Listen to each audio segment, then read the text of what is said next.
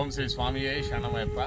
స్వామి, ఈరోజు అయ్యప్ప స్వామి వారికి ప్రహరీ చుట్టూ కొంచెం లైటింగ్ తక్కువ ఉంటే ఆ లైటింగ్ అంతా కూడా వేయించగలిగాము. దానికి ఒక డోనర్ వచ్చి మా అధ్యక్షులు మధుర స్వామి గారు ఇచ్చారు, మధుర స్వామి గారు ఇచ్చారు అధ్యక్షులు.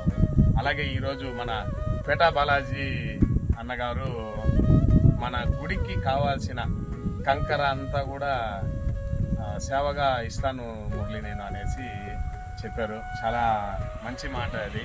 అలాగే అందరూ కూడా మీకెంత తోచిందంత అయ్యప్ప స్వామి వారికి సేవ చేయండి. నిజంగా అయ్యప్ప స్వామి వారి దేవాలయం నిర్మించుకునేది మన ఒక హక్కుగా భావించుకుందాం. అందరూ కూడా మీకు తోచినంత విధంగా మీరు సహాయం చేయండి. అలాగే చాలామంది ఫోన్పేలకి అమౌంట్లు వేస్తాం స్వామి అది ఇది అంటున్నారు. దయచేసి వ్యక్తిగతమైన ఫోన్పేలకి ఎవరు వేయద్దండి.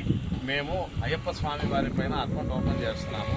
అయిపోయింది, ఈరోజు బ్యాంక్లో సబ్మిట్ చేసాం అన్నీ కూడా. ఇంకొక 4-5 రోజుల్లో బ్యాంక్ అకౌంట్ కూడా ఓపెన్ అయిపోతుంది. అప్పుడు మీ అందరికీ ఎంత తోచిన సాయం మీరు అంత చేశారంటే స్వామివారి గుడిని అత్యంత వైభవంగా నిర్మించుకొని ఈ కార్తీక మాసంలోనే ఇక్కడ మాలలు వేసుకోవాలని గట్టి సంకల్పం తీసుకున్నాము. దానికి తోడు నా తండ్రి అయ్యప్ప స్వామి యొక్క అనుగ్రహం కూడా ఉంది కనుక అందరూ కూడా స్వామివారికి సహాయం చేయండి.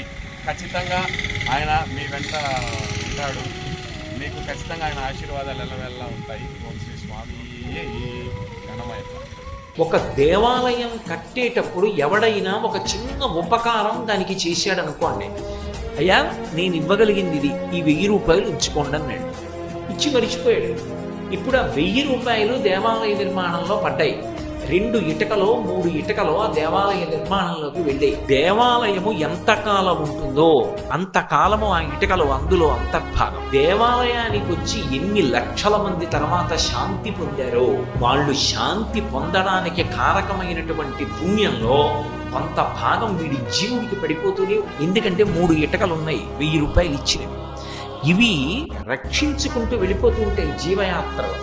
తన శరీరం పడిపోతుంది, తర్వాత తన వంశంలో ఉన్న వాళ్ళు కూడా వెళ్ళిపోతూ ఉంటారు. కానీ ఈ జీవుడి ఖాతాలో ఆ 3 ఇటుకలు కొడుకై నిరంతరము పుణ్యాన్ని ఇస్తుంది. అందుకే దేవాలయం కడుతున్నప్పుడు నీ వంతు సహాయం నువ్వు చేయమంటారు.